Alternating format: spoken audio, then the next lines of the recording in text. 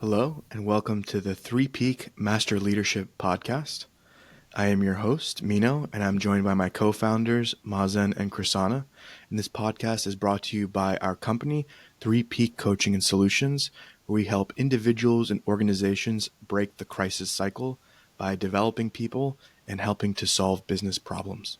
So today's topic is about self-leadership. And actually, today we had a workshop where we were sharing some principles and exercises about self-leadership. And so today we'll be sharing some of the lessons learned that we had as we worked with individuals to develop their inner self-leadership. So to begin, I'm going to ask Mazen to define, in his perspective, what is self-leadership?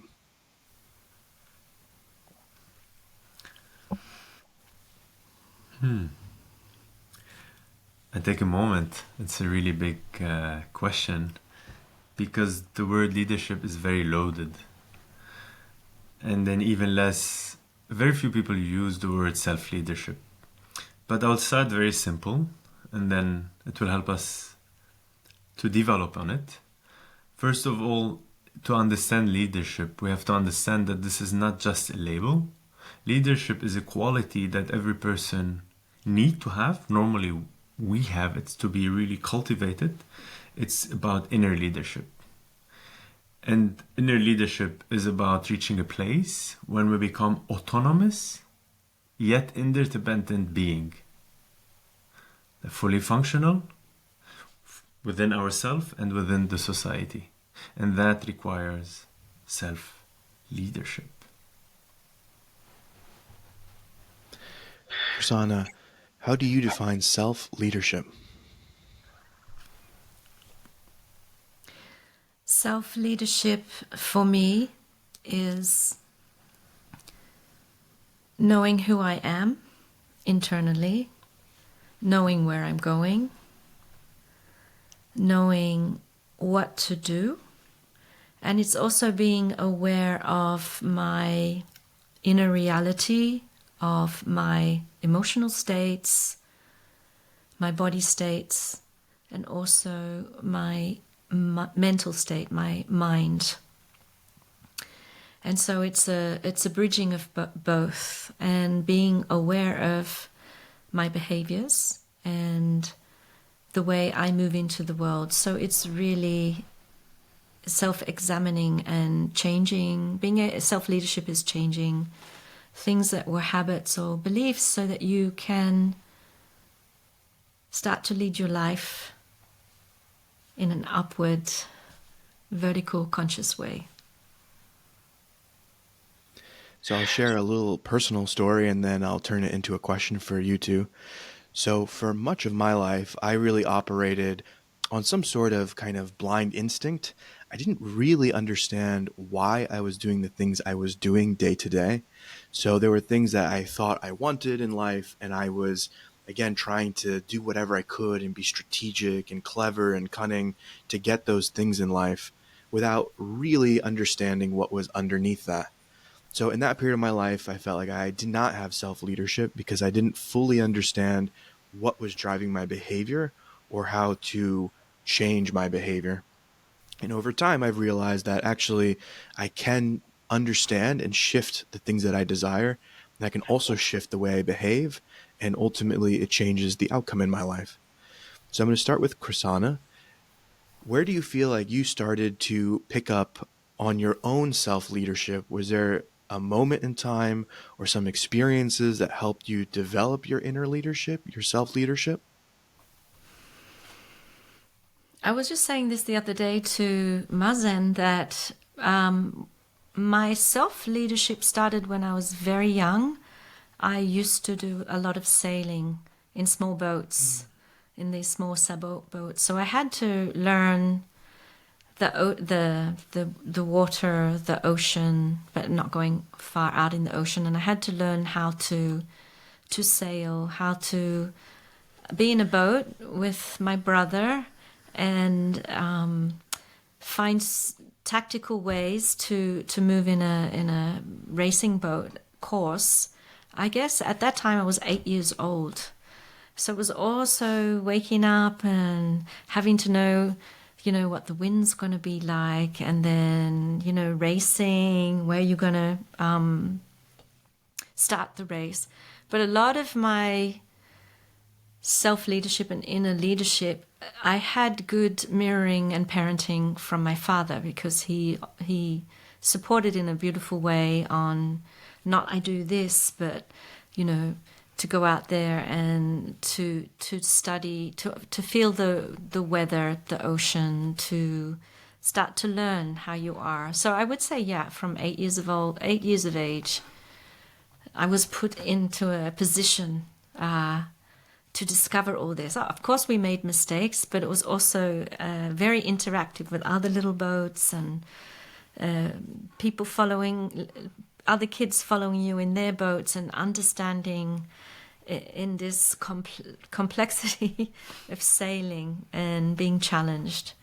And it wasn't never about winning. It was really at that time just trying to work it all out, that you're in the boat. So that's when it started. Mm. And So Mazen, quite how about yourself?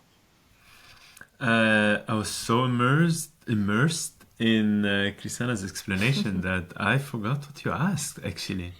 And I was happy. While in it, I was self-aware. There was awareness that happened. I'm like, what was the question? Should I prepare? And then I remembered, no, I'm in full listening, full presence. And I will dare to, ask again.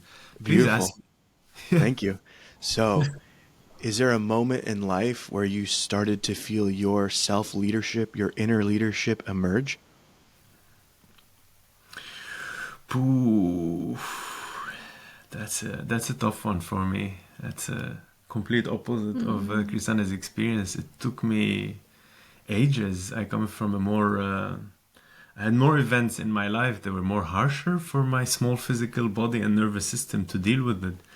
I can tell you more about non-self-leadership, how I was, and that was the most thing that helped me later on to understand and then find healthy regulation, healthy life, healthy relating. But So, can you give us a small example of something that was the opposite of self-leadership in your life? Do you have 2 hours for the first one? Small For the example. first episode. No, I went the other route. I went more the darkness route, the negativity, the fear. I went through the fear route. So I can explain about how fear stripped me out completely from my own self-leadership and leadership. Later on, I say those words after so many years of releasing my trauma, understanding myself, studying, doing my PhD, understanding the body in and out. And then I'm like, at the end of all of that, I was still struggling. And then I had really to go in deeper to understand the root of it all. The root of it all was really based in fear. The fear was happening around me around 4 years and a half, 5 years and a half old of age, and the fear stripped me away from my own inner leadership. If you don't mind, I would like to use for myself the word inner leadership. I feel more comfortable saying it than self-leadership. They can be interchangeably using it, but yeah, I feel, this is part of my self-leadership, requesting that I would like to use better the word inner leadership. I like words and I like to relate to them. So it's more by fear stripping away that actually power within of, I became disempowered. From disempowerment to victim, very fast to victim. So this is my first memory from coming as a child, being in trust, in like, trust was not a word because when we don't have something opposing to it, you won't question it. I was living, life was, and then something happened and my trust vanished like poof. And then I learned what the word trust is by losing it. And fear took over. And from that moment, victimhood. And that's it. That's my journey that took me probably around 26 years to release that trauma of victimhood and the trauma of that event. We can speak about it, the event, if needed, but now it's not needed probably. But just, and then I held that event and that mistrust that happened within me and about others and adults and everything. 26 years it was trapped in my body. So I would really honestly say 26 years I had non inner leadership, non self leadership, but I was thriving, I was trying, I used everything possible. I used substances, I used friends, I used the mind a lot, and then I ended up using the mind the most to understand. And yeah, I didn't succeed, but I collected so much data and it gave me so much relaxation. Then the moment where I had really to dive in and really feel it, to get back to my own inner leadership, I had built trust along the way within my own body, within my own organism, so I could sit and allow that. And then the journey of self leadership, I would say it started, yeah, like the most healthy way started in my arriving to Berlin when I was 30 years of age. And then the moment, actually, I had 2 weeks coming in. But anyhow, I knew I'm coming here to transform something. And self leadership started. The best thing ever happened to me. And then I can tell you everything after 30 when it comes to self leadership. And before 30, battling with my own darkness, seeing it as bad, as negative as bad. And later on, and said, actually, no, it was, yeah, it was really the disempowerment that made me see negative emotion as bad, and then really be enmeshed in my own darkness, identifying with it and not understanding it's part of me. I have to let go to it and like love who I am. Yes. Thank you. I have a similar probably story to you in the sense of it took me many, many years to come to some of those principles of inner leadership, self-leadership. And it was really through the experience I had working with the two of you and going to your workshops on personal development and leadership development that I started to awaken the leader within and understand that, again, if I can really listen to myself and listen very carefully, I can start to really understand and something emerges in inner awareness. And from there, I can detect why I want certain things and how to modulate that. It was the first time in my life I understood how to start to relate with the world in a conscious way. And so I know that in speaking previous to this podcast, Chrisana always comes with the gems. And so she relayed to us that the kind of opposite, the polar side of self-leadership, inner leadership is learned helplessness. And I'll share one of my favorite experiments done in psychology before asking a question, which is there was an experiment done, it's quite famous, where they were working with dogs and they had two zones in the room and they had a shock collar.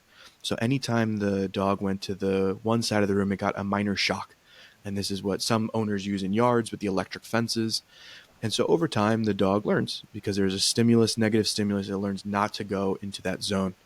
What they did then was remove the electric shock, and the dog absolutely refused to go into that other zone. So even though the zone of safety had increased once more, the dog no longer went to the other zone. So it really chose to place itself in a smaller zone that it knew for sure was safe and not expand and try things out and see if the shock had gone away. And what we've seen in psychology is that there is many parallels to how humans, we learn things or we're conditioned into certain principles, and then we don't unlearn those. So we think one zone is safe, but then we stop trying to see if the other zone might be something that's interesting, we like, we want to partake in. And so when we're in that mode of learned helplessness, we can often feel some of those feelings of out of control, victimization. I can't do anything about my circumstances. So my question will be to Chrisana first. When you work with people, when do you observe learned helplessness, and what supports people who are in a mode of learned helplessness? Nice question. Yes. Generally, when people are in learned helplessness, it's such a habit, and it's really encased them that they're sometimes not aware that they're in this victimhood, that everything they see is a perspective of there's no way out of it. Look at it, look outside, everything around, everything, all their perspective they see, their habits are keeping them in this learned helplessness. Like there's a belief there's no way out. But generally, before this learned helplessness happened, there are times in one's life where there were experiences that where you were curious, or where you had joy, or where you weren't in learned helplessness. So when you have achieved things, or when you you did something that was very creative. So when I do work with people, I often go to resource them to remember when, or what have they done, what have they achieved in times way back, because the body remembers everything. It remembers the good and the bad. So it's really, I do a lot of resourcing with people to empower them to have a resource, to start having a reset, and knowing that they can come out of this learned helplessness, and it's a state where they've put themselves in and they don't know they can get themselves out of it. So there's techniques, there's wellness habits, there's creating routines, there's different ways we work with people, but it's really supporting people to understand. There's what you're saying is in a learned helplessness. Aha. So it's the first to get them to look in and inquire, do you know this is what you're in? And then there's a spark. It's not get out of it, but to start to inquire and to understand and work with. I have a capacity to get out of it. I do have a chance. I am here for a reason, and I'm going to follow that path and be creative. Mazen, there's oftentimes some folks might feel a sense of, I can't control anything in my life. Really, everything's happening to me. I don't have any power. There's nothing I can create in this life. How would you work with an individual that has some of those belief systems?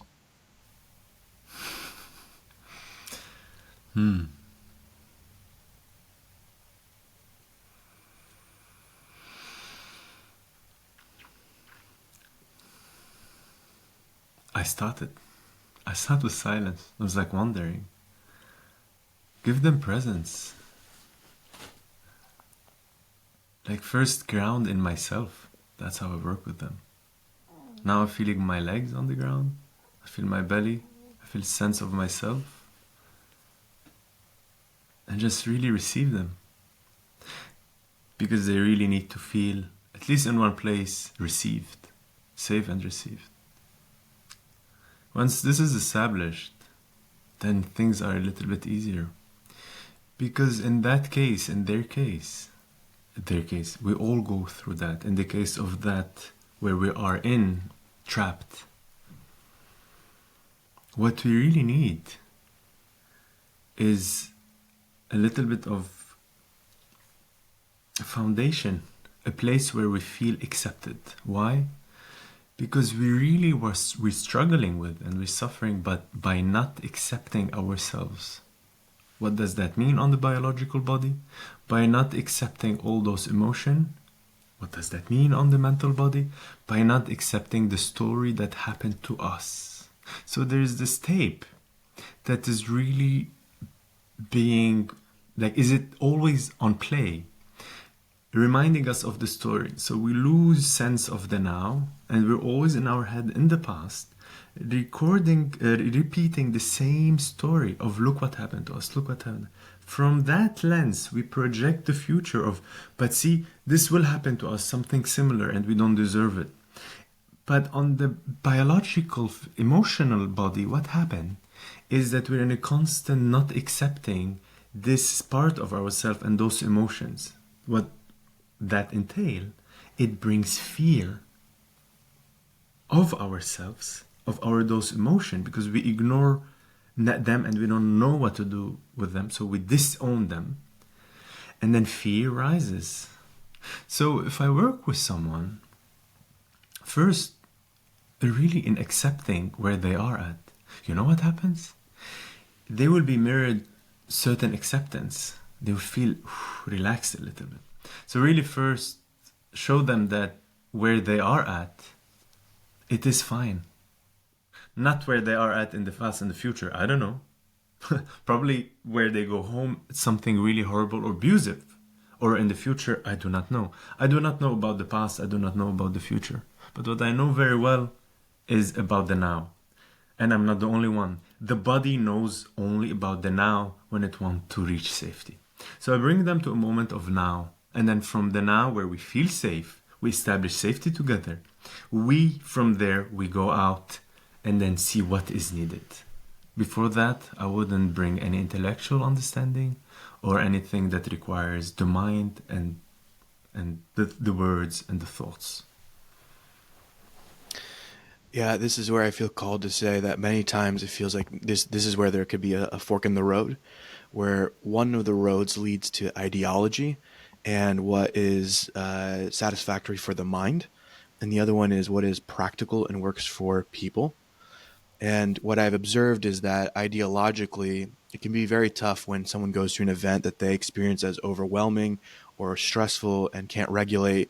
And so we put the labels on of it's unfair or I'm a victim or something happened to me. And in a sense, we could say, okay, like that's true. But if we form an ideology out of that, Mm. the question is, does that actually serve the person to move beyond that event, to actually regulate their emotions, to process the stress? The other road, which is the practical one, which to be honest is the one I'm biased towards and more interested in, is how do we support people? How do we allow people to actually healthfully regulate through events that are stressful? And what we see time and time again is empowering people, giving them a sense of dignity. If we give people the tools to feel their inner power, their inner security and safety, then they can really move beyond almost anything on this planet. If we go into the ideology and kind of say, no, you're a victim and things are unfair, it might be true, but I don't know that that actually helps people. It helps them maybe feel a sense of identity with what happened, but I don't know that that supports them to move beyond it. And that's what I care about, is helping people to move through life with vitality and health and love. So as we talk about inner leadership, and we've also talked about a bit around the learned helplessness, what are some resources or some tools that can support people to shift into their inner leadership? So I'll begin by asking Chrisana, what are maybe some of those resources and tools?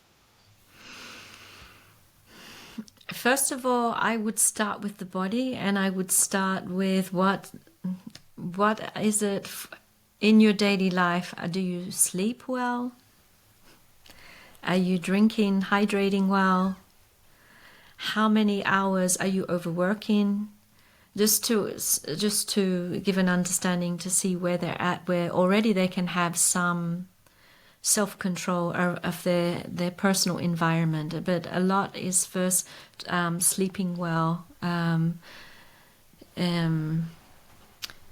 food, looking at their diet to see if they're eating healthy, and also and asking how they relate with themselves, or they're in a relationship or not, but how they relate with themselves. So first is the ground level, like how they are with their body and their daily day to life with themselves, before even stretching out to go, okay, but it's the environment I'm in. So this is the first I will start to support them with.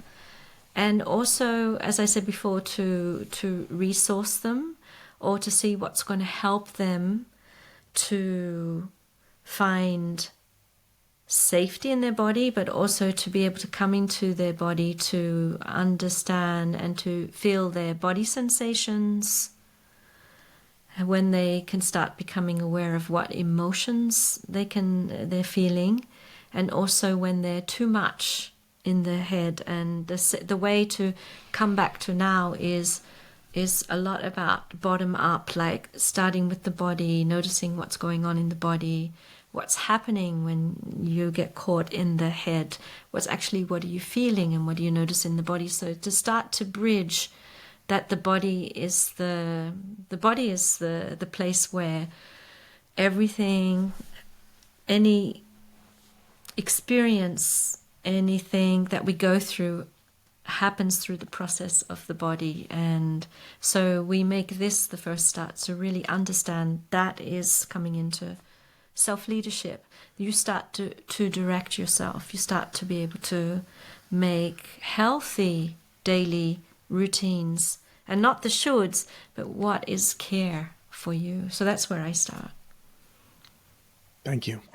So I want to turn us to the workplace now.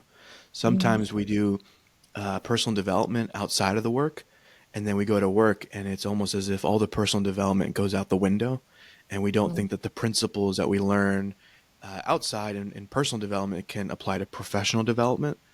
So I want to give a personal example, and then Mazen, get a little bit of your take there. So I used to work at a company, at a corporation, and we had to do a lot of manual report writing.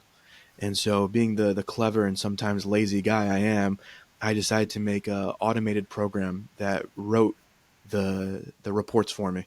So I used all the data inputs. So I automated it, and then I secretly tested it. So I sent the reports to people that needed to approve them, tough people who are really going to go very critical. And again, it was like, great, great, great. This is the best report we've seen in a while. And then I tried to share this report with my organization.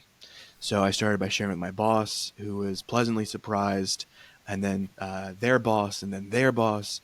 And then eventually I was directed to a team that was in charge of actually the same task. They were trying to automate report writing.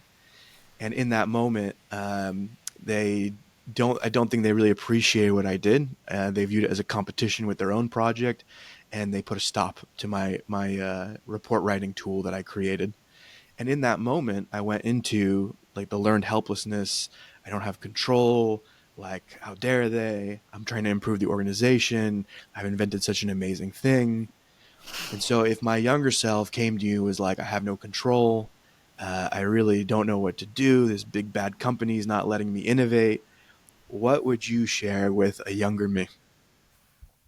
In that specific situation, It can be both specific and then more generalized. I feel, Chrisana, you have something to say. Chris, I will send you to Chrisana first. I would first start with, how does that make you feel? You know, you would have relayed this whole event, this heated event for you, that created a lot of emotions to play. And so that's the first thing. So how does it make you feel? And how did it make you feel? In this moment, I feel a sense of joy. So there's nothing, I've processed it. In the moment, I was I felt a lot of anger, and I felt Yeah. this sense of unfairness. Yeah. And there's a bit of this, can't you see what I've done? Like, can't you see how I've solved this problem? So there was this righteousness and rebelliousness that was going on inside me. Yes. Of course. So there's this, there's this expression, healthy expression, that you're doing something and then it's been squashed.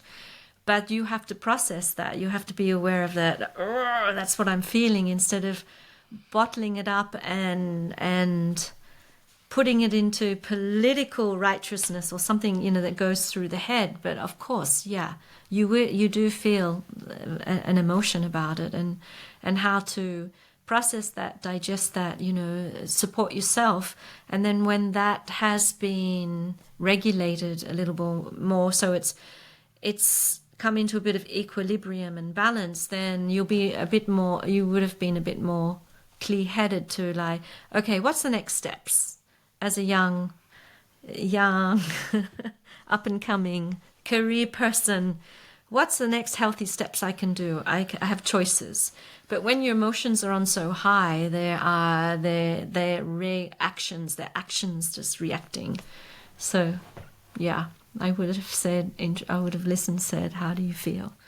And honestly, allow that person to really, I don't know, but if I get to it, I'm feeling this, and yes, of course you would feel angry. Yes, no? And then work a little bit with the body to help support, to unleash in a safe way, in a safe container, so you can feel, and the energy and the life force is moving again. So basically, is your life force moved and then it got squashed. And it's like, okay, let's get it moving again into this expansion and contraction, but that it's doing this again, it's in flow. Then I will. That's perfect. That's why I send them. I send you your young you to Krisana, and then I'll catch you after that. Once you're regulated, and then I remind you, which is I really bet you did that. Can you please, or can you please stop going to all your friends, family members, and tell them what happened to you and pull you, and repeat the same story? And you know what's worse? Everybody's like, oh, I understand. And that we think is empathy. This is not empathy. This is collective learned helplessness that support each other. Because they agreed that you are poor. You. There is a difference between love and then swimming in fear and victimhood. And blame, and they did it to me. They did it once.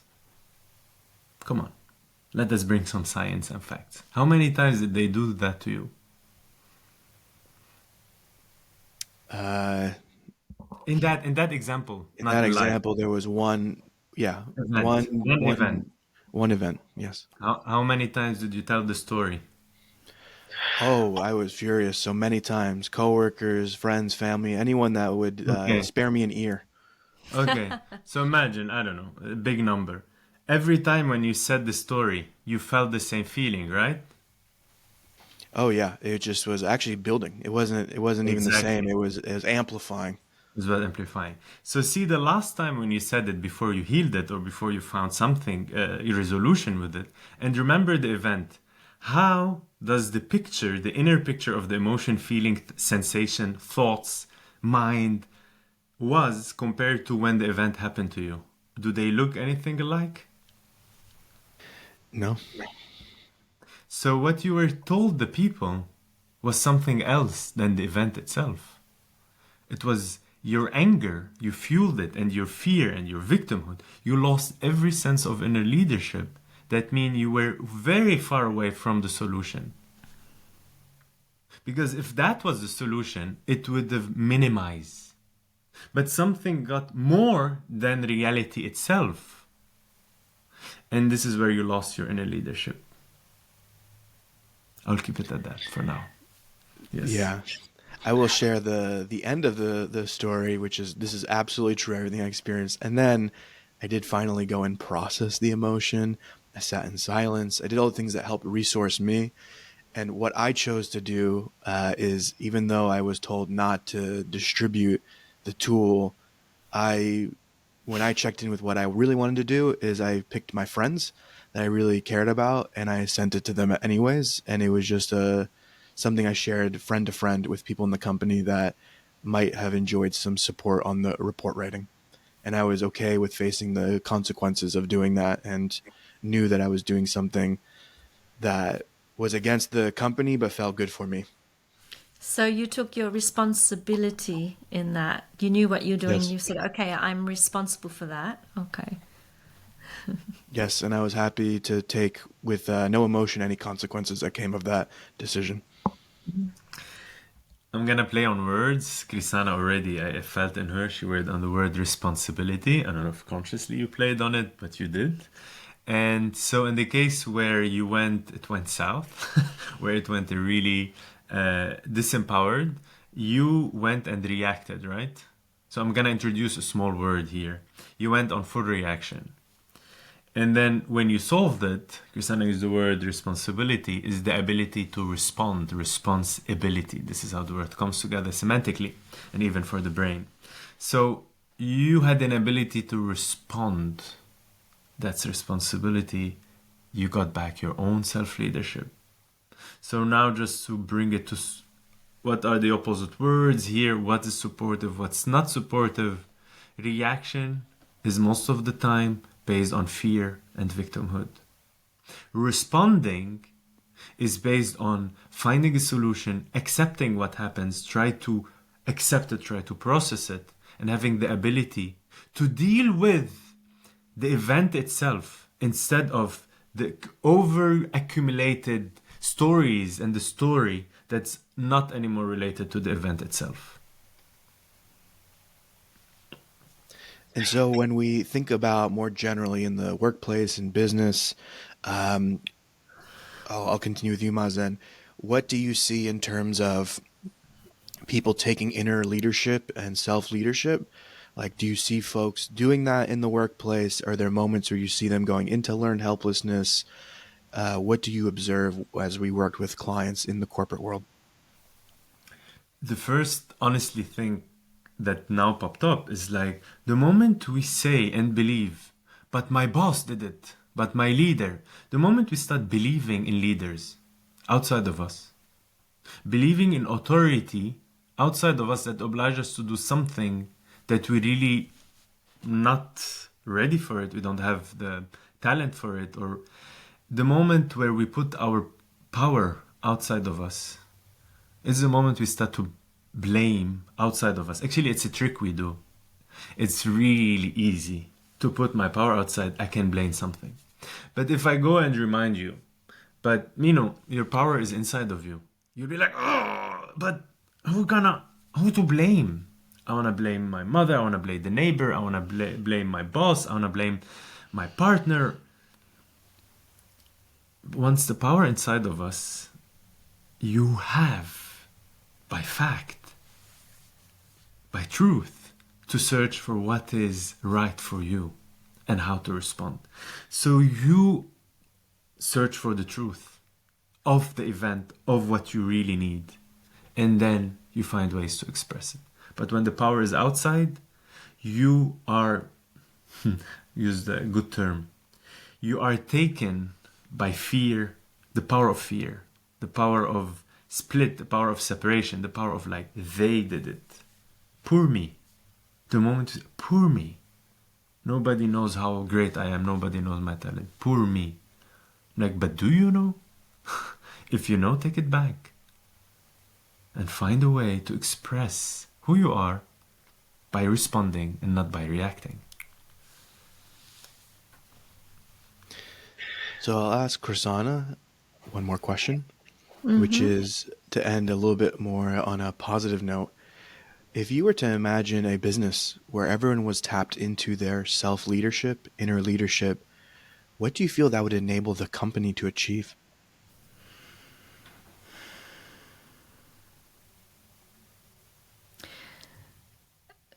A lot of very good collaboration in teams, a lot of understanding that as a in your own inner leadership that I'm part of this company. I know my role, I know my talents, my tasks, and communication you would be very good. There would be a lot of collaboration, there would be a lot of understanding how to be a team player, also understanding how to be in your role, and also understanding the bigger picture than there's you, but where are we all going?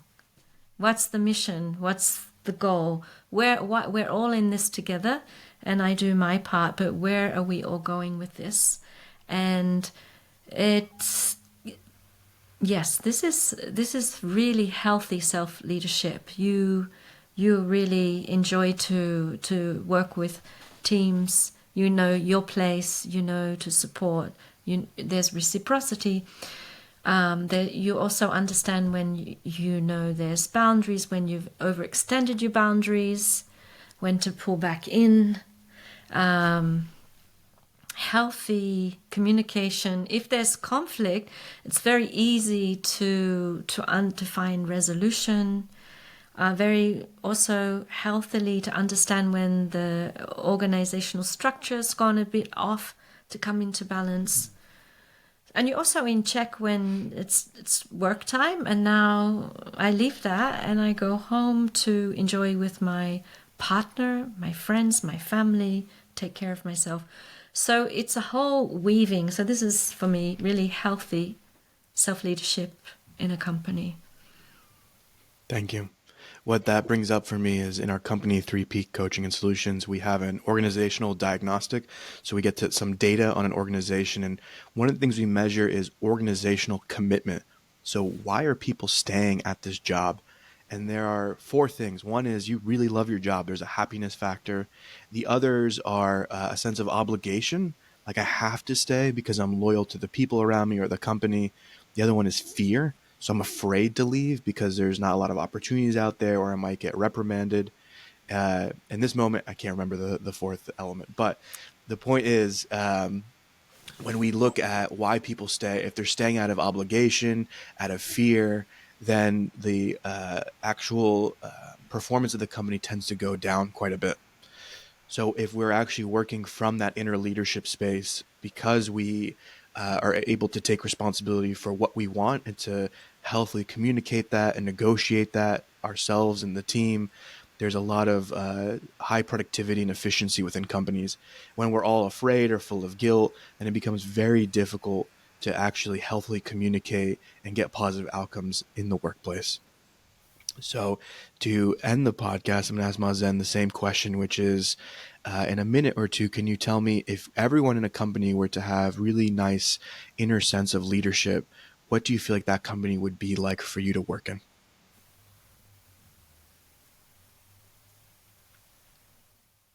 Honesty in communication, honesty in action, honesty in, yeah, communication and action. Uh, Actually, that's my answer. But I wanna. There's something I didn't share previously. I wanna add it here, but also to achieve that, we have to understand that everything has a beginning and an end. Every task, every single thing. The moment we start something and we don't know when it will end, I'm not talking about projects. I'm talking about I'm working on something or I'm eating something or I'm going even to the toilet or I'm going to that. Whenever there is no specific direction with a beginning and an end, it's like tabs upon tabs upon tabs upon tabs. They're all on this website, like they're all on your page and they really consume energy. The brain is the same. Once we start to understand that we have to close those tabs and then open them, close them, open them in our personal life and in our professional life. When it comes to sleeping, to exercising, to even physical hygiene, to go to the toilet, everything should have a direction. So when we start to have a direction, we create a sense of clarity. Things start to be understandable. We start to be aware of the things without have to work on awareness. We start to know when to start, when to end. Things are not enmeshed. It's not like suddenly we're in the ocean. Like learned helplessness, interestingly enough, in neuroscience, when they test drugs and things, they put rats to test antidepressant. They put rats in a swimming pool, in a small pool, and then they see how long they're gonna be swimming. And then when the rats stop swimming, they call it learned helplessness. I'm not gonna go into that topic. It's very probably another day. It's sensitive topic, and the tests are not whatever. But probably I'll slip it here. Most antidepressant are valid are in the market based on that test. That's but okay. I'll move on. That's thought. Food for thought for next time. Speaking about our models in science and how it's based on fear. And but come back to the company now. It's you have to see it as an arrow. When you wanna shoot and use an arrow, you don't like, oh, I didn't hit the goal. I'm like, but did you take the bow? Did you hold it? Did you take the arrow very good? Did you really trigger? Did you know when to start, when to end? I'm like, oh no, I didn't. But lucky him, lucky her, lucky they. They really managed to hit bullseye. I'm like, but you didn't, like, it didn't make sense. So we have to direct our life through direction, beginning and an end, even the simple thing. And this is actually where it starts to bring clarity and start to bring honesty. Then we can speak and how to connect to others. Here I'm connecting it. Then honesty in action and honesty in communication is the key now and is the status quo of the company. So that means when my colleagues comes to me as like, hey, Mazen, I need this because actually I was fully gonna trust them. He's aware. He doesn't have a zillion tab. He started something, I forgot, so I can easily take responsibility. So what happens is each one starts to take responsibility and a joy in this group dynamic, because they understand the success of one is the success of others. But for that to achieve, everybody need to take back their responsibility, back their power, bring the clarity, and allow the honesty within to come out. So no politics and no victimhood. And the workplace can be a very joyous place, opposite to what we think. It's not prison where we have to go sit. It can be very joyous. This is the place where you allow your energy to be used in a focused manner in something hopefully you love. And if you don't love, please question it. I'm not going to be political. Please question your life. If you don't love where you put your creative energy, question it. Thank you. So on that note, everything has a beginning and an end, and so does this episode of this podcast. And so I want to thank Mazen, Krisana, and myself for the time today. I want to thank the listeners for the time today, and we're excited to see you once again in our next episode. Thank you.